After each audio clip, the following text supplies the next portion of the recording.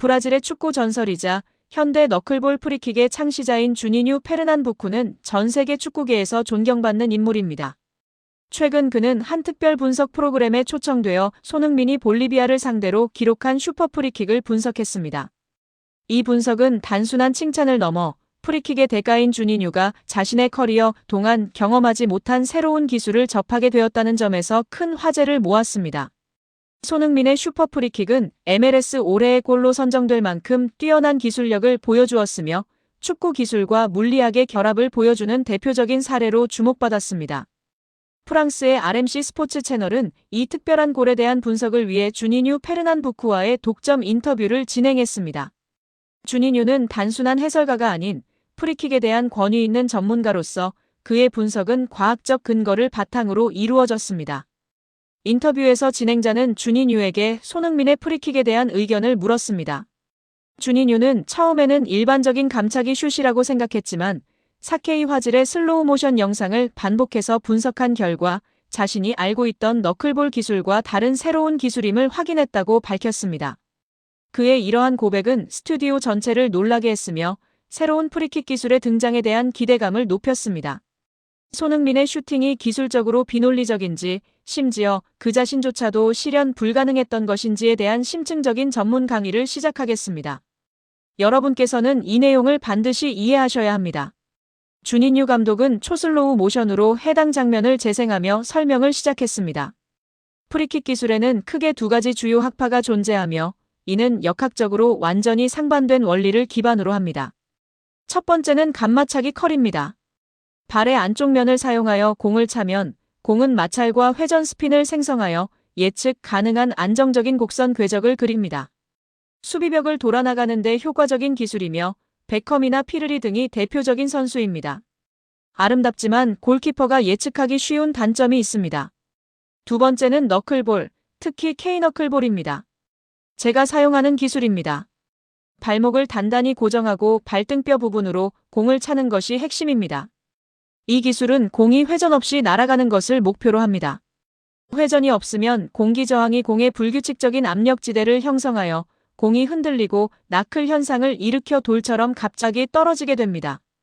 따라서 극도로 예측하기 어렵지만 동시에 실행하기도 매우 어렵습니다. 주니뉴 감독은 이 두 가지 기술이 정반대라고 강조했습니다. 공이 회전하기를 원하면서도 동시에 회전 없이 뚝 떨어지기를 바라는 것은 불가능한 일입니다. 그는 법칙을 설정한 후 화면을 가리키며 말했습니다. 그리고 이제 손흥민이 무엇을 했는지 보십시오. 공이 수비벽을 넘어 날아갈 때를 보십시오. 그는 경악에 찬 목소리로 말했습니다. 그것은 뚜렷한 횡회전 사이드핀을 가지고 있으며 먼 쪽 구석을 향해 감기고 컬이 있습니다. 모든 논리대로라면 계속 감기면서 어존으로 들어가거나 밖으로 나가야 합니다. 하지만 놀라운 일이 일어났습니다. 최고점을 지난 직후 공은 마치 자신의 회전 궤도를 잊어버린 듯 했습니다. 계속 감기지 않고 바로 제 너클볼 방식처럼 돌처럼 갑자기 떨어졌습니다. 그리고 골망 구석에 그대로 꽂혔습니다. 이 슈팅은 단 하나의 슈팅 안에 그 두 가지 불가능한 요소를 모두 결합시켰습니다. 감기는 동시에 무회전처럼 말입니다.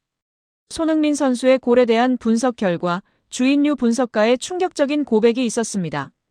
주인뉴 분석가는 전 세계 축구계에 큰 파장을 일으킨 손흥민 선수의 골을 분석한 후 마스터 황제인 자신이 방금 전까지 경험하지 못했던 비범한 기술을 목격했음을 인정했습니다. 이러한 분석의 중요성을 인지하여 저는 해당 영상을 수백 번 반복 시청하며 분석했습니다. 주뉴 분석가는 손흥민 선수의 골에 대한 분석 과정에서 임팩트 지점을 파악하는 데 어려움을 겪었다고 밝혔습니다. 그는 손흥민 선수가 두 가지 효과를 동시에 만들어낼 수 있었던 원인에 대해 의문을 제기하며 의도된 슈팅인지 아니면 완벽한 우연인지 분석했습니다. 수차례 분석 끝에 주뉴 분석가는 해당 골이 의도된 것이라는 결론을 내렸습니다. 그는 손흥민 선수가 인사이드와 발등 사이의 특정 부위로 공을 임팩트하는 방법을 찾아냈다고 분석했습니다. 이러한 임팩트 방식은 수비벽을 속일 만큼 충분한 초기 회전을 생성하면서도 공의 궤적을 유지할 만큼 강하지 않은 힘을 가하여 공이 마지막 단계에서 불안정해지며 갑작스럽게 떨어지게 만드는 효과를 만들어냈다는 것입니다. 주뉴 분석가는 이러한 기술이 자신의 커리어 내내 단 한 번도 본 적 없는 하이브리드 기술이라고 평가했습니다. 그는 평생 축구를 경험했고 지단, 카를로스 베컴과 같은 세계적인 선수들과 함께 플레이했지만 이처럼 이질적이고 비논리적인 궤적을 가진 프리킥은 본 적이 없다고 말했습니다. 손흥민 선수의 골에 대한 분석 결과는 전문가들과 브라질 축구 전설들의 반응을 이끌어냈습니다. 황재인 주뉴 분석가 스스로가 손흥민 선수의 골을 축구의 새로운 발명품으로 평가한 것은 해당 골의 독창성과 혁신성을 더욱 부각시키는 계기가 되었습니다. 또 다른 브라질의 축구 천재로 마법 같은 프리킥으로 유명했던 호나우지뉴는 주뉴 분석가의 분석 기사를 공유하며 주뉴는 프리킥의 왕이다. 만약 그가 그것을 본 적이 없다고 말한다면 그것은 존재하지 않았다는 의미다. 손흥민은 단지 선수가 아니다.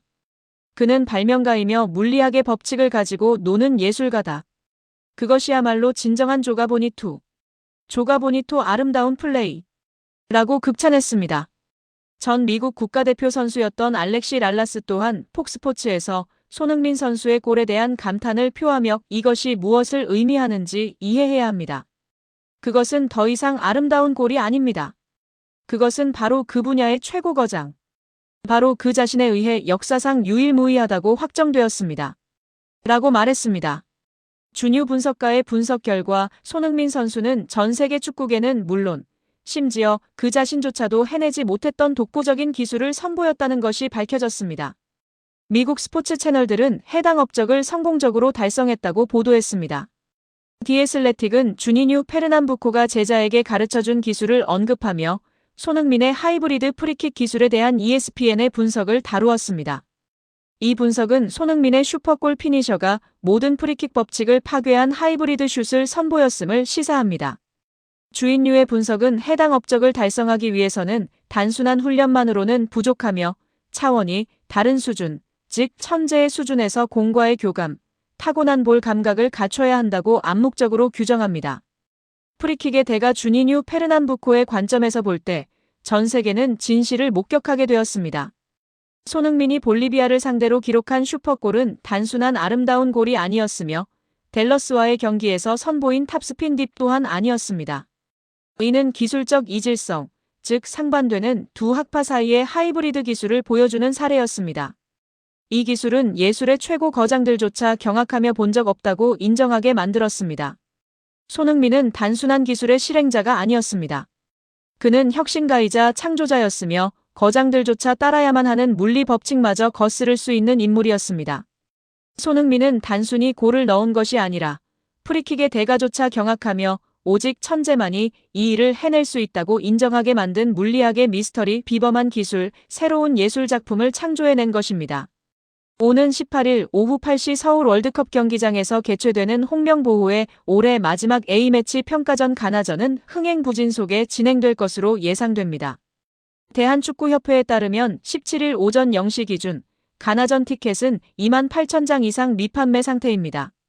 서울 월드컵 경기장의 매진 기준인 6만 5천석을 고려하면 현재 예매된 티켓은 약 3만 6천석, 예매율은 약 57% 수준입니다. 경기 당일까지 현장 판매 등을 통해 티켓 판매량이 증가할 가능성은 낮습니다.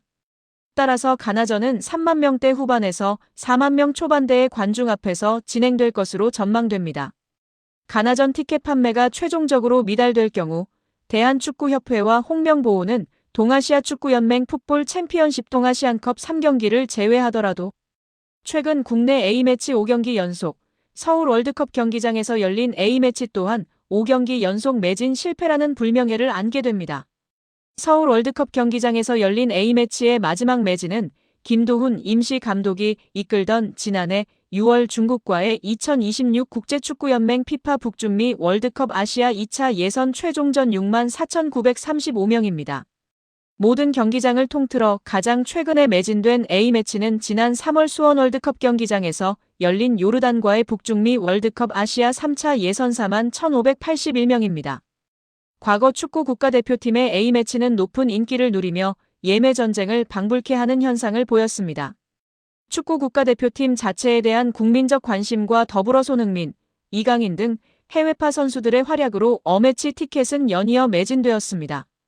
정몽규 회장을 비롯한 대한축구협회의 행정 논란과 지난해 홍명보 감독 부임 과정의 논란으로 인해 팬심은 점차 식어갔습니다. 지난해 아시아축구연맹 AFC 아시안컵 우승 실패 직후 황선홍 김도훈 감독 체제로 진행된 어매치까지 이어지던 매진 행렬은 홍명보 감독 데뷔전이었던 지난해 9월 팔레스타인전을 기점으로 중단되었습니다. 홍명보는 등 돌린 팬심을 회복할 만한 경기력을 보여주지 못했다는 평가를 받고 있습니다. 2026 피파 북중미 월드컵 본선 진출에는 성공했으나 월드컵 3차 예선 과정에서 팔레스타인, 오만, 요르단 등 전력 13팀들을 상대로 홈에서 졸전 끝에 무승부에 그쳤습니다. 월드컵 3차 예선에서 거둔 홍명보의 4차례 무승부 중 3경기가 홈 경기에서 발생했습니다. 결과적으로 월드컵 예선 기간 동안 홍명보의 A매치 관중수는 지속적으로 감소했습니다. 홍명보 감독 데뷔전이었던 팔레스타인전 관중수는 59,579명으로 서울 월드컵 경기장 A매치 관중 6만 명대 벽이 무너졌으며 최종전 쿠웨이트전은 41,911명의 관중만 경기장을 찾았습니다. 용인과 고향에서 열린 이라크전, 오만전 또한 매진에 실패했습니다. 수원에서 열린 요르단전이 홍명보 출범 이후 첫 번째이자 유일한 어매치 매진 경기로 기록되었습니다. 월드컵 본선 진출 확정 이후에도 상황은 크게 달라지지 않았습니다. 지난달 세계적인 선수들이 대거 출전하는 브라질전 효과로 63,237명의 관중이 서울 월드컵 경기장에 모였으나 브라질 효과에도 불구하고 어매치 매진에는 실패했습니다. 나흘 뒤 열린 파라과이전 관중수는 22,206명으로 17년 만에 서울 월드컵 경기장에서 열린 가장 적은 관중수라는 충격적인 기록을 세웠습니다. 지난 14일 2년 5개월 만에 비수도권인 대전 월드컵 경기장에서 개최된 볼리비아전 관중수는 33,852명으로 매진에 실패했습니다. 그동안 A매치가 수도권에서 집중적으로 개최되면서 비수도권 축구 팬들의 A매치 수요가 증가했음에도 불구하고 매진에는 이르지 못했습니다. 더 나아가 올해 마지막 A매치인 가나전 또한 매진 실패가 예상되며 4만 명대 관중 기록 달성조차 불확실한 상황입니다.